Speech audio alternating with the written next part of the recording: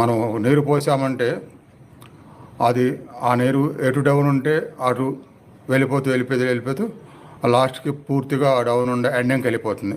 ఈ ధ్యానంలో ఈ ఎండింగ్ అనేది అలానే నిరంతరం చేస్తూ ఉంటే ధ్యానం సక్రమంగా కుదిరే విధంగా ప్రయాణం సాగితే తప్పితే కుదరకుండా వ్యతిరేకంగా అయితే సాగదు. ఎప్పుడు సరైన విధానంతో చేస్తూ గురువు ఆధ్వర్యంలో చేస్తున్నప్పుడు.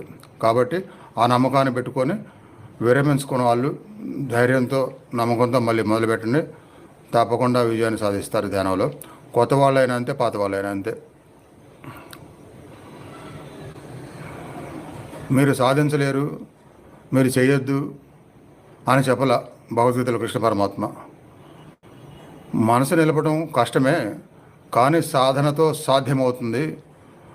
ప్రయత్నించండి. ఆ ప్రయత్నించే విధానాలు ఇదిగో ఇలా ఉండాలి, శ్వాసలు సంబంధించి ఇలా చేయాలి,